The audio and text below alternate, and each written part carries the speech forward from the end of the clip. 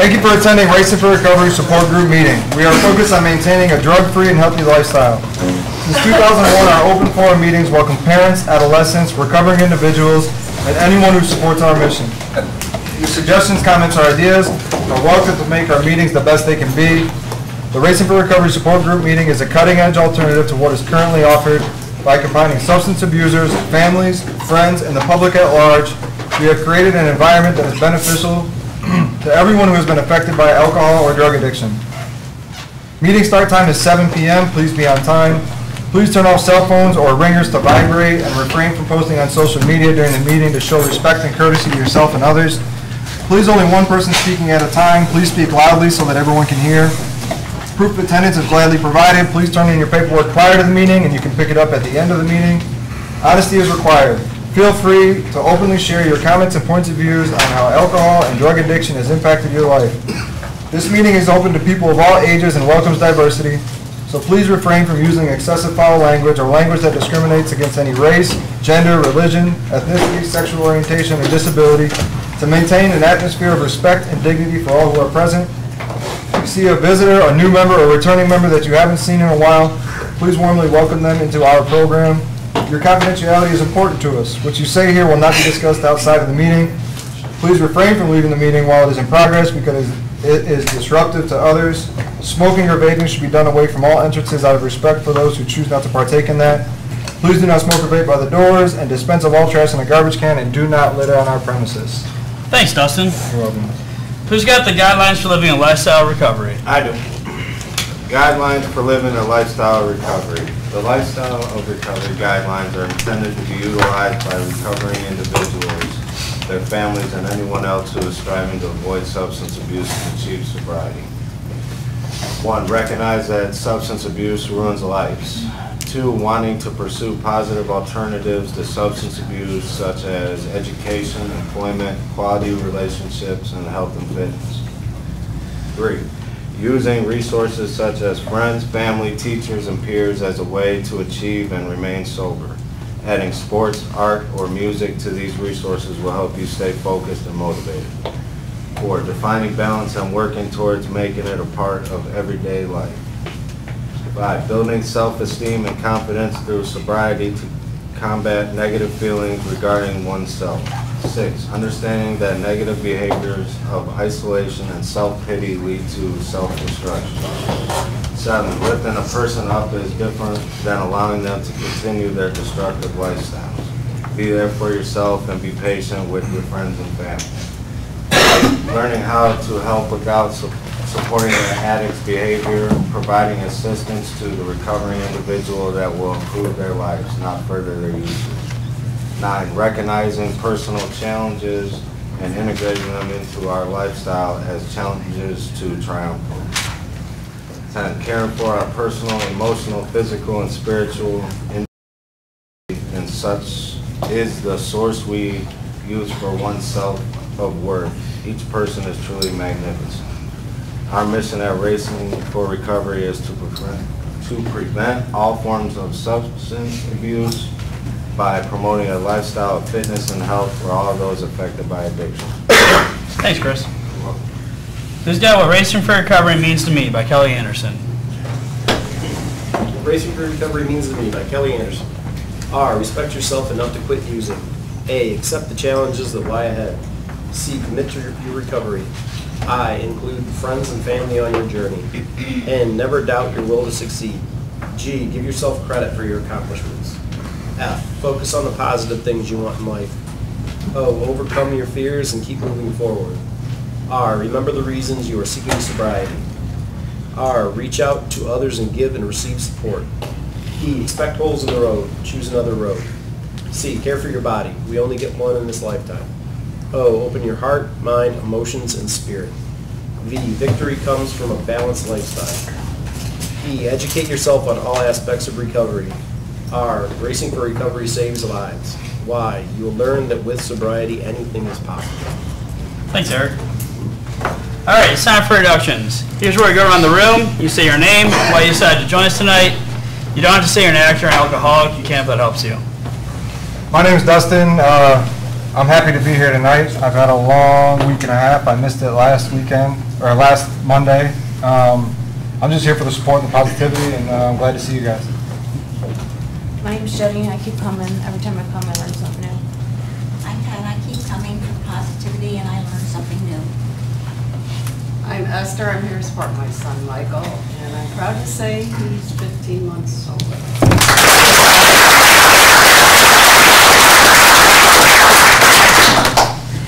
I'm Michael, and I'm here because I'm 15 months sober.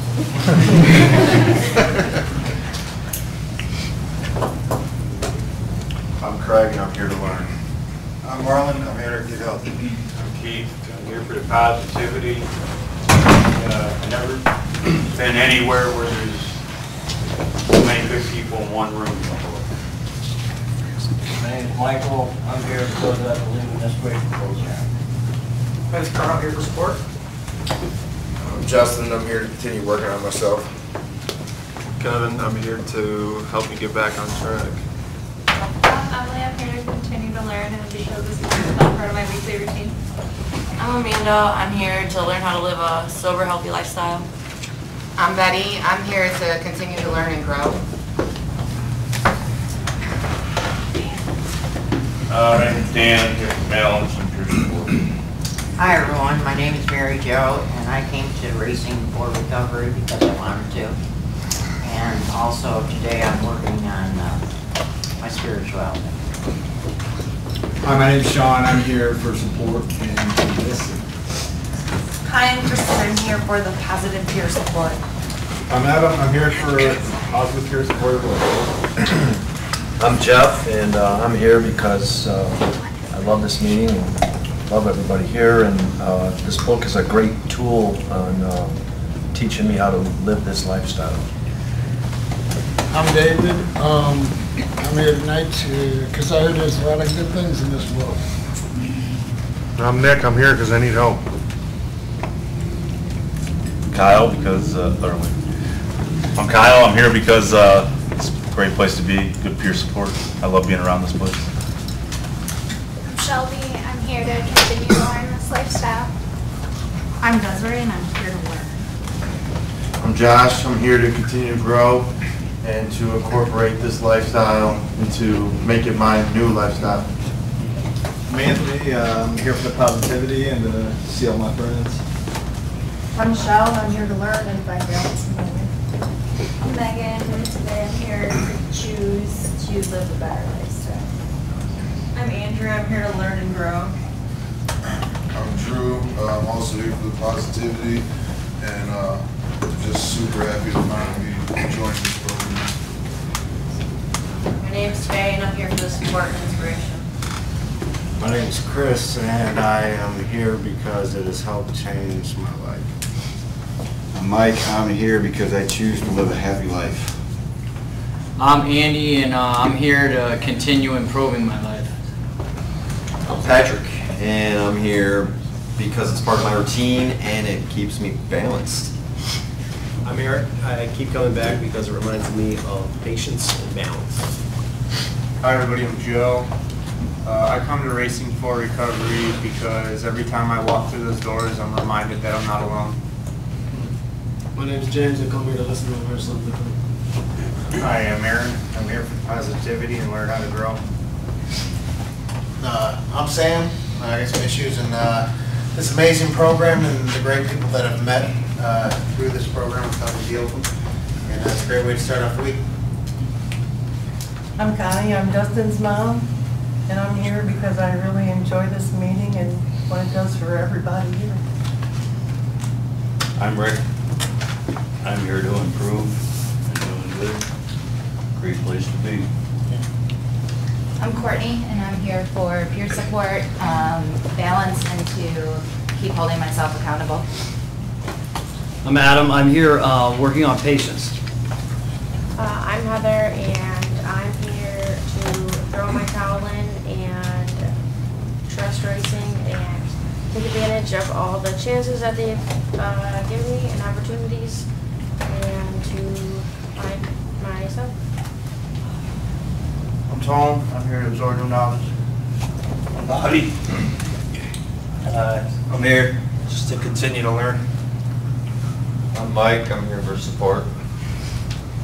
I'm Brooks. I come to racing because these meetings become a intricate part to, or vital part to my recovery. I wasn't able to make a meeting last week, and it was like extremely clear to me, like looking back at last week, that I just have better weeks all around when I get here. I'm Randall. I just enjoy these meetings. Listen to everybody, just learning, and there's a lot of good stuff in this book, and that's why I keep coming back. And I'm Sarah. I come because, well, today, because it's a beautiful day. This is a beautiful place, and it's full of beautiful people. I'm just happy to be here. And, of course, there's a lot of really good stuff in this book. I'm Tara, and I'm here to start the week out right. I'm Chrissy, here for Balance and Support. I'm Dustin, here to support Chrissy and learn. I'm Brittany, and I'm here because it's a great way to start Monday. I'm Jason. I'm here To be teachable and learn some new behaviors or new lifestyle. My name's Matt, and I come to racing because without this program, I wouldn't have the opportunities that I have today. I'm Lance. I'm here for support and new way of life. My name's Dee Carr, and I'm recovering from alcohol and drug addiction. I've never been to Monday night meeting. I've been with Todd since he began, and I'm starting over. I'm Janine, I'm here to support Mike. I'm Mike. I'm here because I want to be. Oh, hi, I'm Deanna, and I am here to listen. I'm Frank, I'm here for the positivity. I'm Brandon, I'm here because I want my life back. I'm Dayton, I'm here to learn. I'm Leanne, and I'm here to get my life back. I'm Bobby Joe, I'm here for the support. I'm Chandler, and I'm here because I feel extremely comfortable here and I got a lot of work to do yet myself. I'm Chris, and I'm here, just like Keith said, there's so many awesome people in this room. I try to say what up to everyone when I get here, so if I didn't say hi to you, hello, what's up? And yeah, it's a magnet for awesomeness here. It's pretty awesome. So if you ever need someone to talk to me. I'm Brendan, and I'm here to keep going forward. I'm Dana. Feeling a little bit lost, so I'm just find my way. I'm Terry. I'm here to obtain tranquility and peace of mind. I'm Kimberly. I'm here because I believe that there's more than one way to stay sober. I'm Daryl, I'm here to find a better way. I'm Dylan. I'm here to learn and to stay sober. I'm Joe, and I'm here to remain teachable. I'm Steven. I come here because I really like what Michael said earlier. He said he wasn't feeling very well, but he still made it out here. Being sick, bad day, good day, feeling great, it was always an excuse for me to use. So why can't I just come to a meeting when I'm feeling that way too? I don't have an excuse now. So that's why I'm here. Who's got the answer about Donald D. Carr? I did. This is for you, Donald. Thank you. Running from the misery, trying to escape the pain, as I approach the light of hope that lies before me. Each step overwhelms me, every breath sears my throat. I ache, my body rebels against me. My memories torment me. Agony has become my closest companion. My demons mock me as I dangle helplessly above the abyss of alcohol and drug abuse. The voices all sound the same, criticizing, accusing, blaming me for what has happened. They don't understand. They don't care who I am. I'm a human being, full of thoughts and feelings. I'm worth saving. Just show me the way. At last, I reach the light of promise. There stands the answer. Open arms, understanding smiles, looks of trust. And so it begins, racing for recovery. Thanks, Frank. And we missed someone going around. Sorry, I got kids sports training, so I'm Amy. I'm here to support Carl, and I didn't get to come last week because of kids in sports. So I'm feeling super tired, and I know that important for me to come for him, so, and for myself, and for you all. So, thank you. Sorry I'm late. It's all right. Thank you. Announcements. We have a survey on our Facebook. Please fill it out. I think Bieber just shared it again, so if you guys follow us on Facebook, it should pop up on your news feed. If you don't follow us on Facebook, that'd help out a lot. Thank you. But yeah, if you get bored or want to do something, fill out a survey for us. We'd really appreciate it. Also, before I forget, one other important thing, there's a race coming up. It's in October. Still going to say that every meeting. Don't forget about it. Alright, as you can see from the introductions, our meetings are for everyone affected by self-destructive behaviors. No topic is off limits. If you have a question or something you'd like to discuss, we encourage you to bring it up early so we have time to discuss it. With that being said, does anyone have anything they'd like to talk about before we get in the book? Anything good? Anything bad? Anything in between? No, yeah, we have a few more books if anyone wants to borrow one. 3.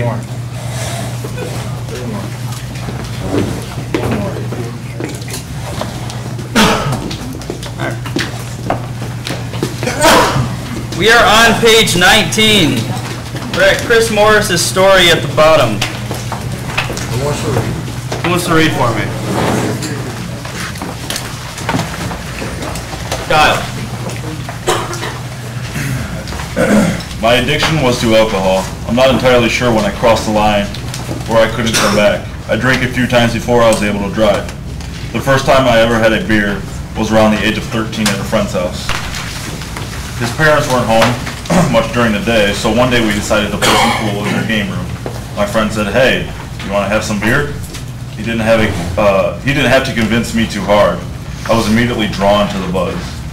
I was always a very shy kid. For example, if my order from Burger King came back wrong, my little sister would go up to the counter and take care of it for me because she knew how self-conscious I was.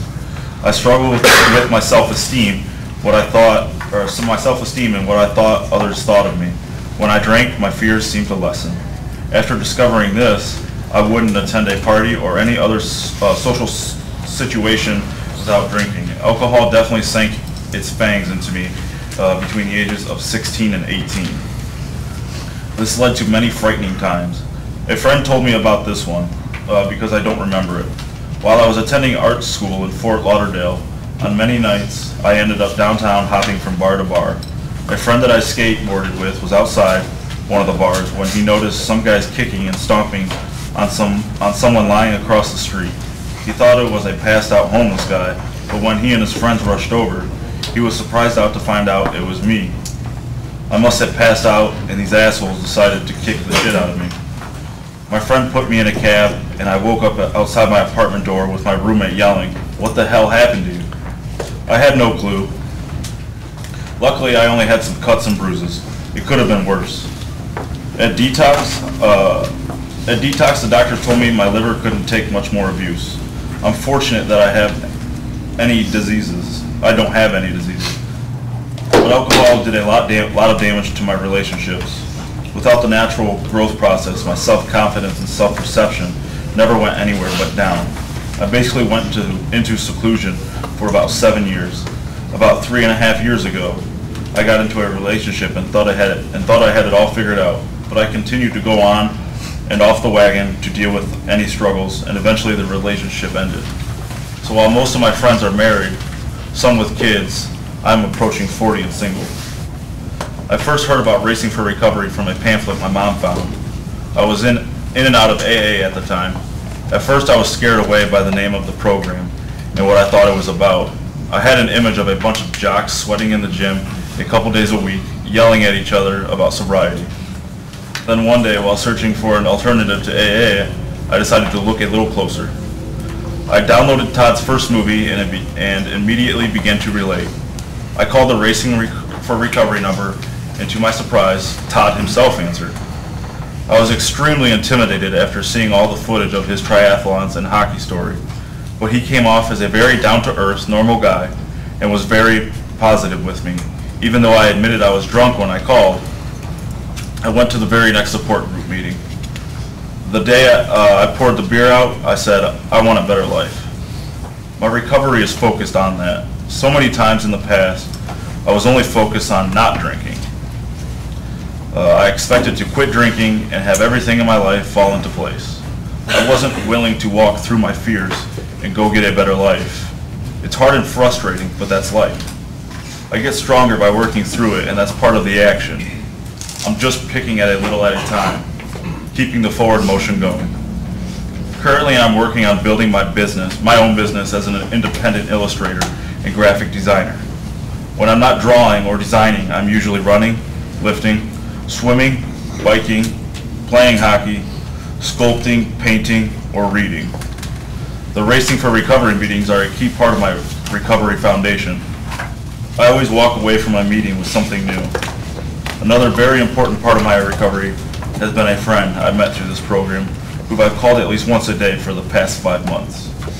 I can't thank him enough for being the listening ear, new perspective, positive thought, funny joke, and all-around inspiration. I set a goal of finishing a half Ironman, and for once I finished what I started without using alcohol as a crutch or a shield. Like Todd says, it's not just about doing an Ironman. It's about finding your own mountains to climb, races to finish, or degrees to get. For me, it's about walking through my fears and finding out that there is another side and continuing on. Thank you, Kyle.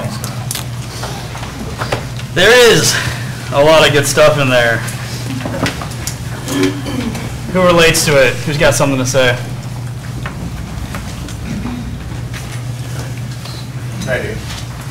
What's up? I'm just saying, it was kind of cool hearing, like, instead of before you just focus on quitting drinking, but like living a different lifestyle. And I think that's a lot of what this is. It's just not, okay, because I've been to AAB before, it seems like everybody's miserable and pissed off because they're not drinking, rather than focusing on themselves and why they drink. And I guess that's the biggest difference between something like this and other things. It's like, okay, you're focusing on yourself and what it is to make yourself better, make yourself happy, and make yourself whole, rather than just cutting a part of what you thought was you out of your life and just quitting it. So I think that's the biggest thing with, these meetings, what Todd does, everything else is, hey, focus on yourself and what makes you happy over cutting something that, destroys yourself, but build yourself up too. So it's like a strive rather than just, survive kind of thing. So I think that's the biggest thing I got out of that little piece of reading. So Nice. I think it's cool. Thank you. What's up? The part here where it says, I expected to quit drinking and have everything in my life fall into place. I wasn't willing to walk through my fears and go get a better life. It's hard and frustrating, but that's life. I get stronger by working through it, and that's part of the action. I was clean for 3 years, but never did anything to go along with it at that time. And I never tried to face any fears. I never tried to go and seek out why or any of those types of things. Not until I made other bad choices after that, and eventually it led me here. And being able to work through those things with everybody here, whether it was in IOP or currently still in IOP or things like that, without those type of doing the work and getting your fingernails dirty to do it, I wouldn't be as happy as I am now. That goes along with it, because I see that there's goals. And as I said when we were introducing the opportunities out there is a very positive, outlook now, because I worked through it, because I put the work in. Thank you.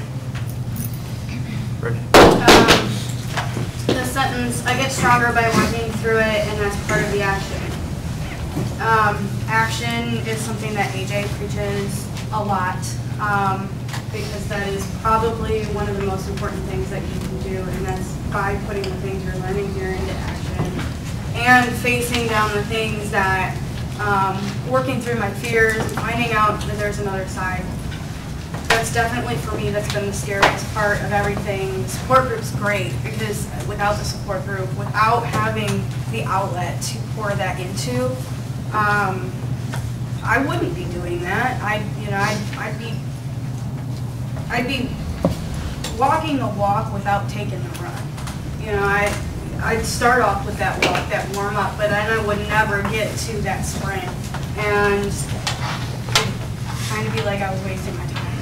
So, I mean, that for me, putting things into action and actually facing those things that I've been terrified my entire, adult life to face is definitely the section here that I've really enjoyed. Thank you.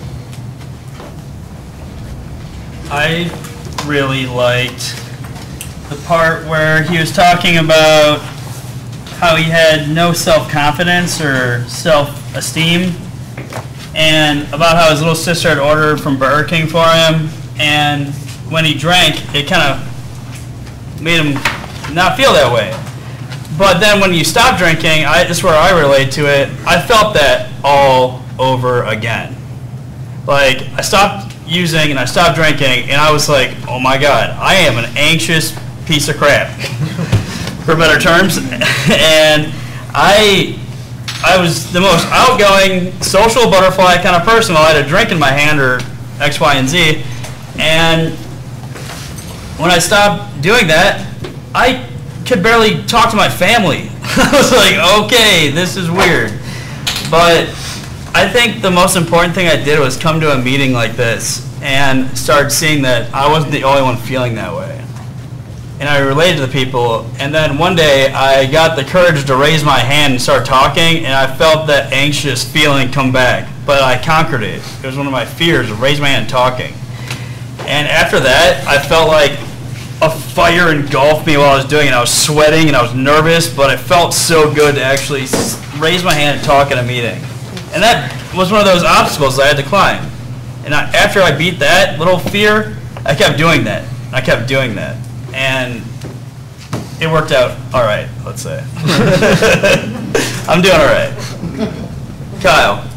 I can definitely relate to the whole self-esteem thing. And there was once a time where I did have problems drinking. I didn't have any self-esteem. I didn't talk to people, kept to myself, things like that. So much that I would be complete opposite when I was drinking. So I didn't even know who I was, really. So much that they gave me the nickname the Liquid Courage, because I just had so much courage when I was drinking, do whatever I wanted, talked. But also the self-esteem with like drug using. I guess I wanted to stop. I knew it wasn't the right thing to do, but I was still doing it anyways to obviously block out some traumas and other things, life that I didn't want to deal with. And I didn't think I was ever going to really get away. I didn't ever think I was going to see from this side, looking back. But luckily I was fortunate enough to have this place on my first try, and it definitely helped out quite a bit. So definitely can relate, and I'm pretty thankful for that.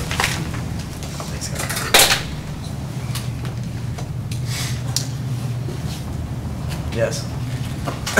Reflecting back on the way I used to act when I was in active addiction, and then transpiring over to who I am as a person now, like I sit back and I do get anxiety and whatnot because of I don't know how to cope with things, because everything was all kind of covered up by my usage. But truthfully, I reflect more so on when I was using and how much I actually embarrassed myself and didn't realize what I was doing when I was in that point in time in my life. I just thought it was normal to be extra outgoing and extra out there and extra special, and always striving for the most attention.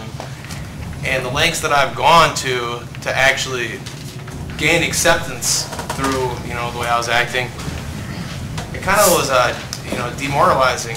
And the more I sit back about it, the more that embarrassment drives me to want to recover as a human being, not even just an active addiction, but as a human being, to be a better person than who I was yesterday. Because when I sit back and I feel as though like I have to compensate that much to be something that I'm not, then I'm only taking that away from myself.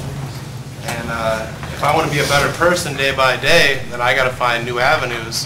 And find self-happiness and self-worth, and you know, really try to figure out what I'm good at and who, you know, how I reflect on myself as a person, and you know, try to exploit that to my best of my abilities, you know. And when I feel like when I really gain control over that, that's when the true happiness is really going to come. When I can feel comfortable in my own skin, and you know, that joy and that happiness radiates off me, and it affects other people, you know. And that's really where I want to try to get to, you know, because recovery is not just about yourself; it's about the people around you too. Thanks, Terry.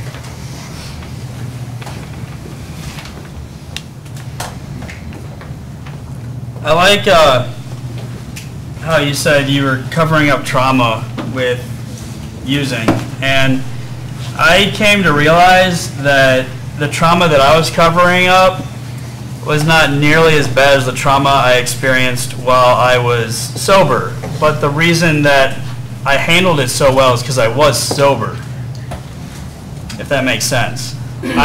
What I'm saying by this is I'm happy I got sober when I did, because some really bad shit happened, and I prepared myself for what did happen, and I handled it a lot better and made me a stronger individual. And the things that happened before when I was using, I'm not trying to diminish anyone's trauma or anything, but I'm saying while I was sober, I handled it so much better because of the tools I learned in here. And that's what the action is about. It's about using what you learn in here and utilizing it and applying it to your life outside of here. That's the main goal. The main goal is to, at least for me, it was to be able to function and excel in my own life, in my own skin, like Terry was saying. That was the main goal. And then it kept growing. And I had more goals, and I had more accomplishments that I had. So, I don't know. I like the growth, and I just want to keep going, though. That's the thing. I want to keep growing. There's no, like, end goal. That's why it's a journey. It's not about the destination. It's about every little way, every little bump, like I said, in the road that you get to this point. It's about the time you spent while doing it and what you've learned. Because once you get to the destination, it's like, wow, that was great. Let's look back on everything I did. It's pretty cool. Who's got something? Yes.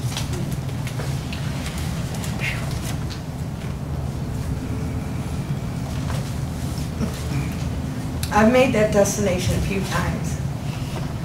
I had 10 years sober one time with AA. I even had somebody bring me their 25-year coin and said, this is because of the first meeting you took me to, which was a great feeling for me. But AA wasn't enough for me. It wasn't.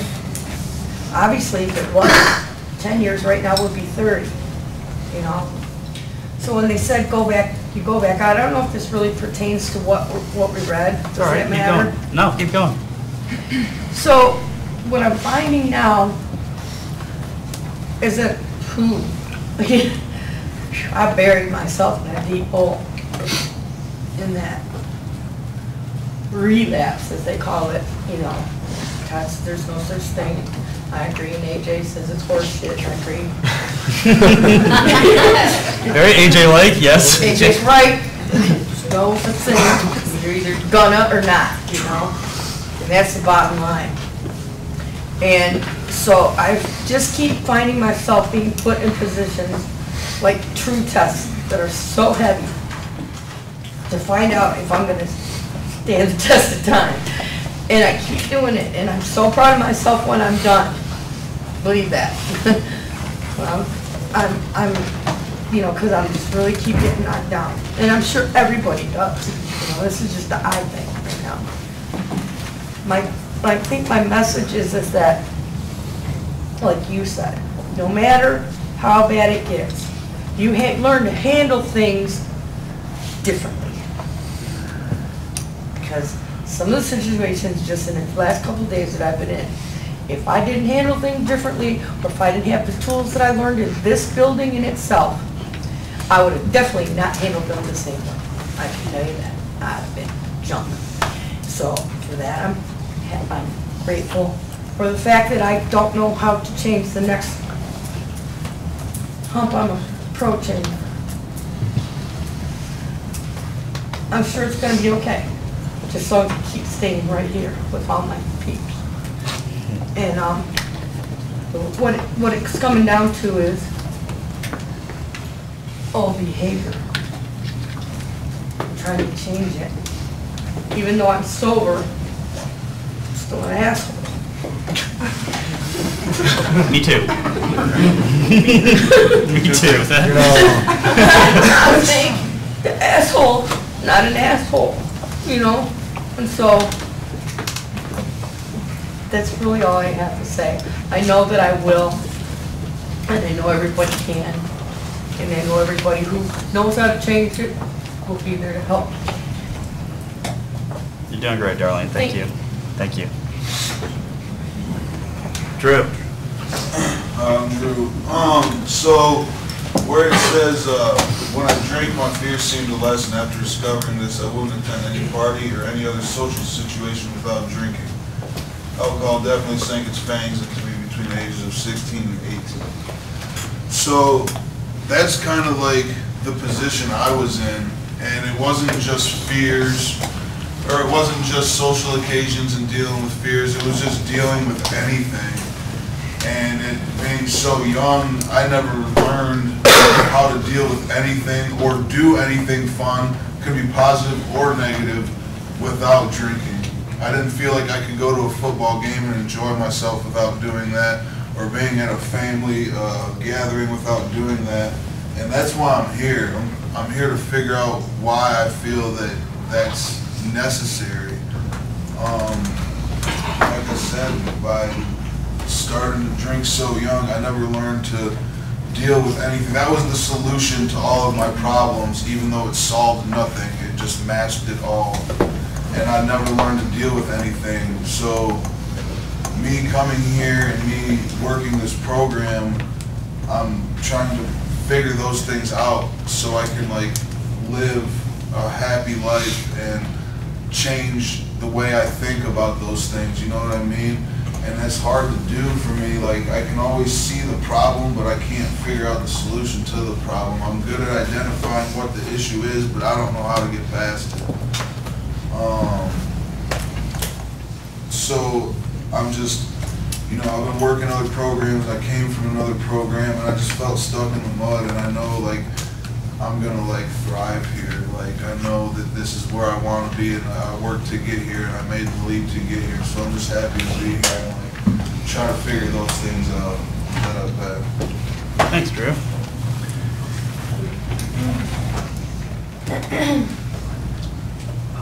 Nate, you got something? Yeah. Cool. Yeah, I tried the whole day approach and tried, just quit on my own. And just kind of had the mindset that I was just drinking because I enjoyed it. That was the whole environment. I grew up at, surrounded myself with people that were like-minded. And it wasn't until I came here and started following the steps, and I had the same, like what he says, and I don't have it in front of me, but thinking that's just a bunch of meatheads yelling at each other in the gym, and I mean, that's not 100% wrong, but there's more to it than just lifting weights or running or shit like that. It's just finding other alternatives,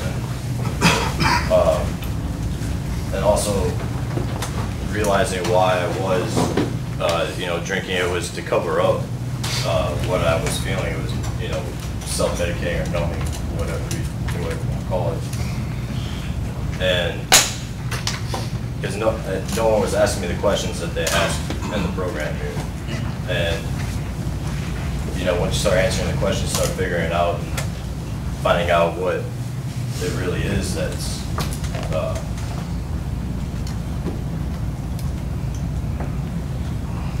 you start working on it. And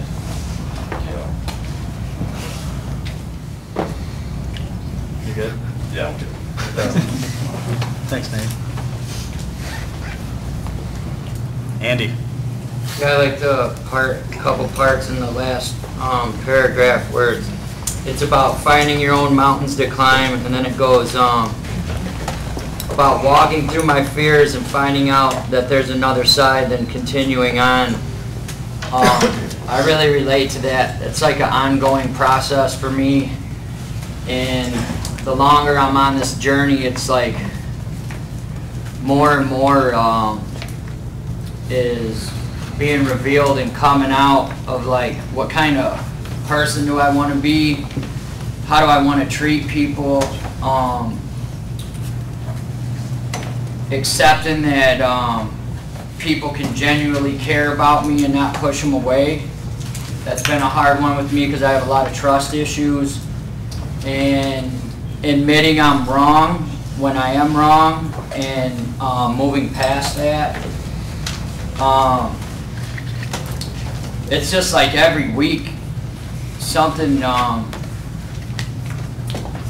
just keeps surfacing up, something new, and it's like, and usually it's when I'm not feeling right on the inside is when I'll catch myself talking to somebody wrong or having an edgy negative attitude, and then when I step back and kind of analyze the situation, usually I'm off and I'm out of balance, and them are the mountains and the hills I'm climbing over today, and a lot of it is self-acceptance and just admitting I'm wrong, and then trying to move on from it. I think it's a lot about, for me right now, is like dealing with emotions and dealing with feelings, and just accepting that I'm okay right where I'm at, and this is what I'm supposed to be going through. It's like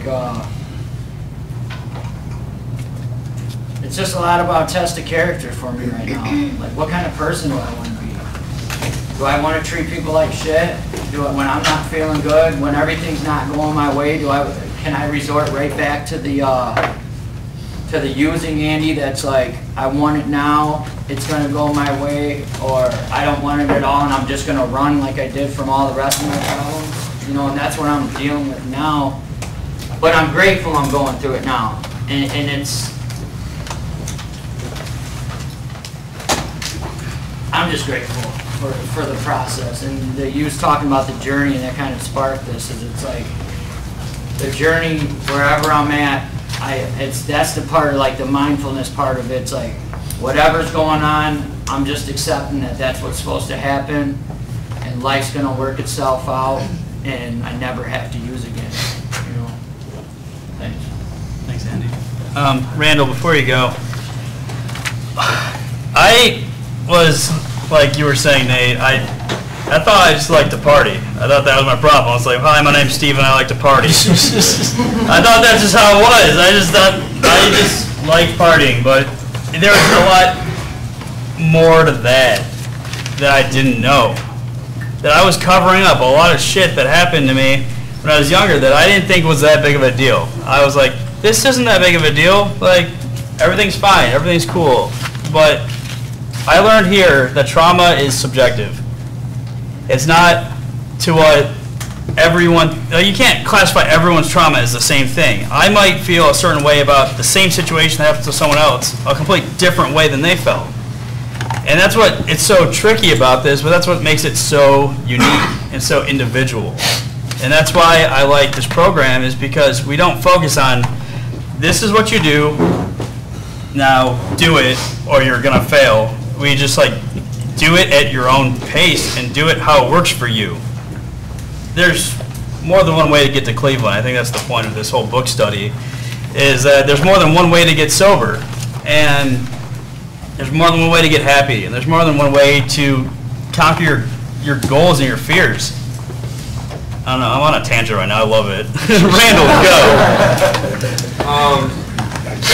Yeah, this Chris Morris, I definitely relate to this. Not so much the beginning, but more towards the end, about like when he's in his recovery. Someone told me in this building that I could accomplish anything if I put my mind to it. And, you know, I feel like no one's really ever said that to me before. And, I don't know, it just took, I feel like it just took someone to believe in me to actually start doing it. And, you know, my addiction, no one believed in me. You know, they all thought, oh, he's gonna try to get sober, he's not gonna make it, he'll be back, you know. And, I don't know, I just feel like all these things that he says he's doing, constantly, what he's saying, like, oh, I'm moving forward. You know, there's sentences in here that he says, like, his exercise, people he surrounds himself with, they can talk to,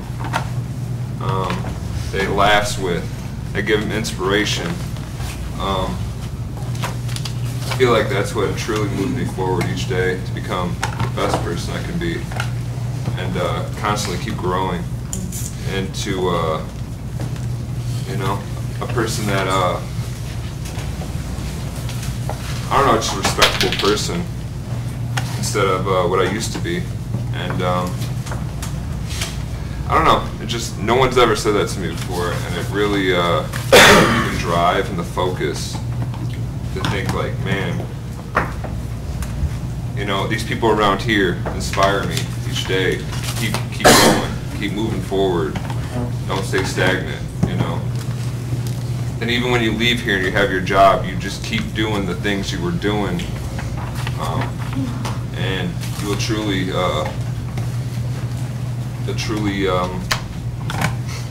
you know, just keep growing and being a better person. So, I don't know, that's how I relate to this. And, I don't know, it's a good book. Thanks, Randall, that was awesome. Bobby?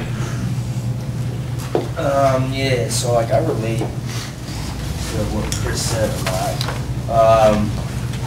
Like the Burger King, like if his order came back wrong, like I was always like that shy kid. And I would, you know, my sister would do basically the same stuff, and it's kind of weird. I wouldn't even like order my own food at a restaurant, like my mom or my sister would. Like that's how like shy and insecure I was. You know, that went away like after a while, like as a teenager. But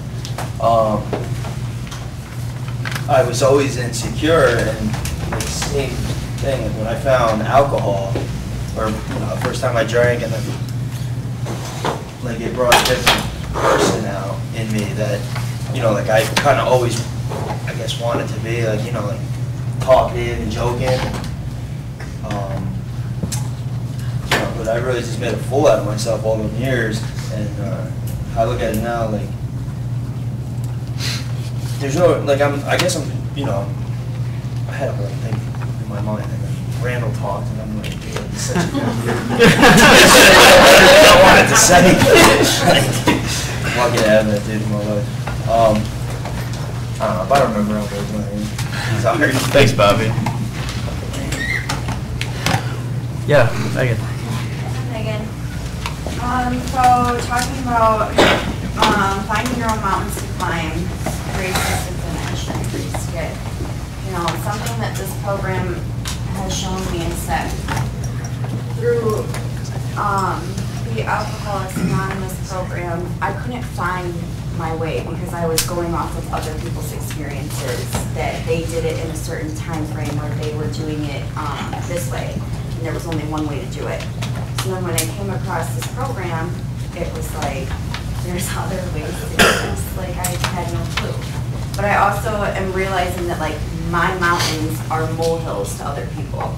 Like, just because it's not the same doesn't mean we can't end up on the same, at the same destination. You know, my struggles can seem so minute to somebody else. And to me, it's the biggest thing in the world that I have to overcome. But being here, it's like teaching me how to deal with things in a different way other than just through this 12-step program. which is awesome to me. And like learning how to like do it without using drugs or alcohol is amazing to me. That I can finally like be happy and it's not induced by something. It's induced by just pure joy and pure happiness that I'm gaining from other people and other, you know, situations and circumstances that I'm being put in through this program. I just want to say that I'm super grateful. Thanks, Megan. Before you go, Michael, Randall hit on something that was the most monumental thing that made a difference here than anywhere else to me. And that was someone else's belief and trust that I was gonna do great things. And it's, I'm sorry, it's how I cope with crying is how I laugh, all right? Come on, guys.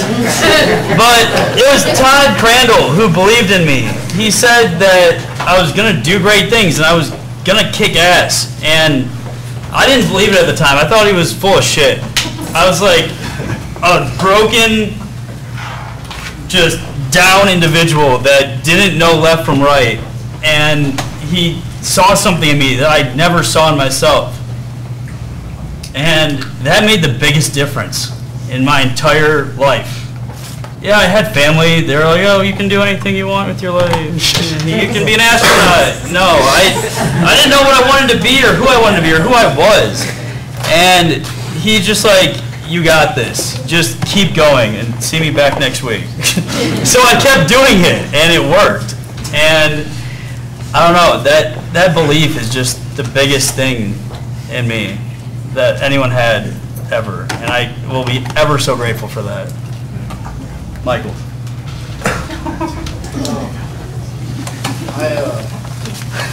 I got kind of hung up on the beginning of it about why he was drinking and how it made him feel and stuff.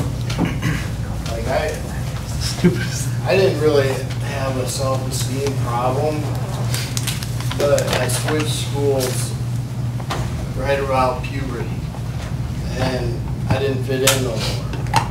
And I immediately looked for something where I fit in, you know, and like with the 80s, we had idols like Quiet Riot and Twisted Sister, and like I wanted to be like those guys because they got all the girls and all the partying, and that's what I wanted to be, and I fell into that kind of clique.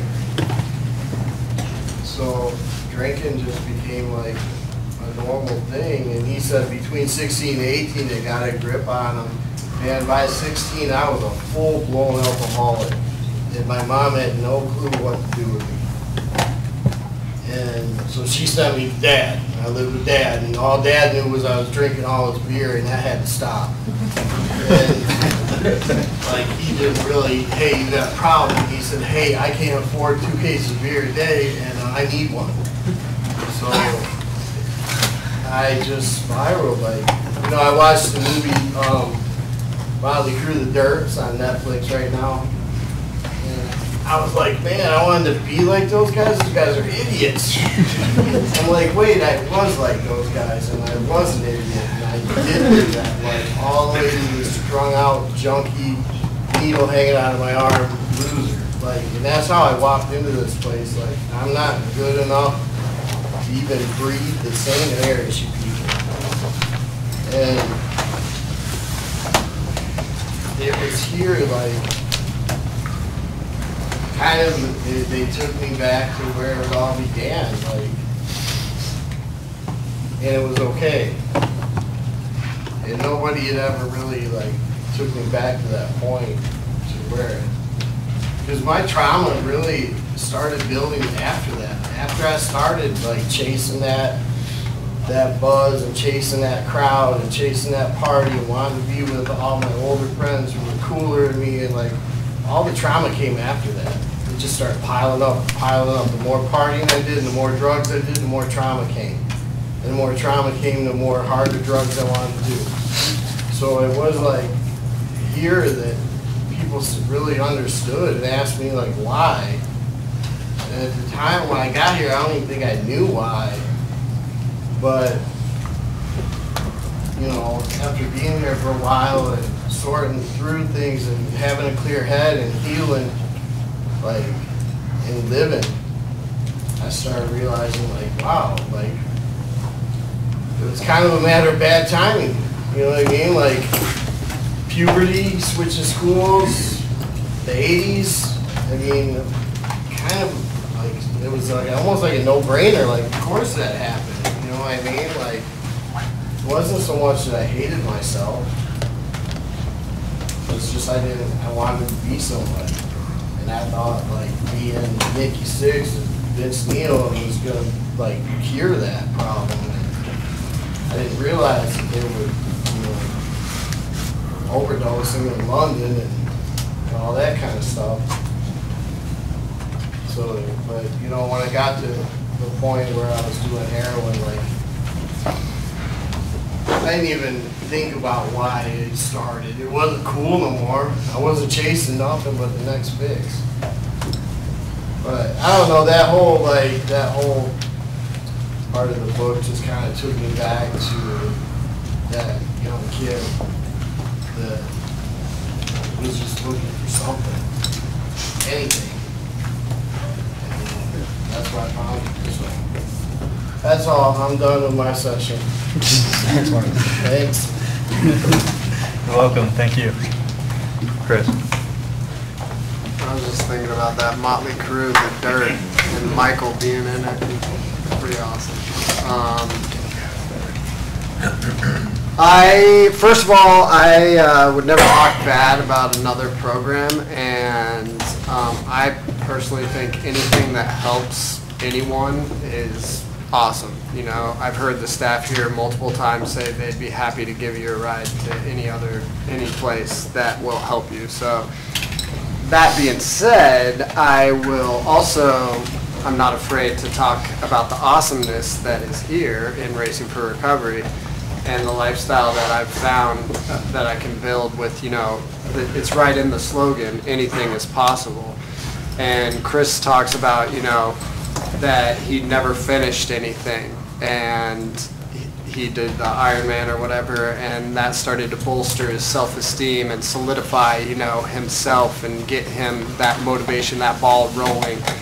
And I just think about that Racing for Recovery has the whole package. It's got, you know, you look at the past for a second, but you don't dwell on the past. You look up the rear view mirror, you figure out what hit your windshield, started the cracks in it, but then you get a better windshield, looking for the future, reinforced, bulletproof, whatever you want, and you're cruising forward. Also, it's like we deal with the present. I was just talking to someone and they were telling me we could learn a lot from babies and beasts, and I thought that was really cool because, like, anyone that knows, like, when they come home and their dog is automatically at the door, they are in the present and they bring you to the present. They are so happy to see you. Same with when your kid's at the store, anyone that has kids and you don't give your kid what they want or something and they start to throw a huge tantrum, that brings you into the present. And I feel like once I can deal with that present in those moments and look at the good, look at the bad, and put it all together into one and figure out my future and where I can go from there, that's what I get from Racing for Recovery. How to deal with life's day-to-day trials and tribulations, I guess. And it gives me hope, it gives me friends, it gives me all the things that I've ever wanted. So, once again, I'll never talk bad, but I'll always talk good. Thanks, Chris. Patrick, what you got? Brooks. What? He wasn't here last week. Get it. I walk down the street, there's a people on the sidewalk. I fall in. I'm lost. I'm hopeless. It isn't my fault. It takes forever to find a way out. I walk down the same street. There's a deep hole in the sidewalk. I pretend I don't see it. I fall in again. I can't believe I'm in the same place, but it isn't my fault. It takes a long time to get out. I walk down the same street, there's a deep hole in the sidewalk. I see it is there. I still fall in. It is a habit. My eyes are open, I know where I am. It is my fault. I get out immediately. I walk down the same street, there's a deep hole in the sidewalk. I walk around it. I walk down the street. Thanks for coming, everyone!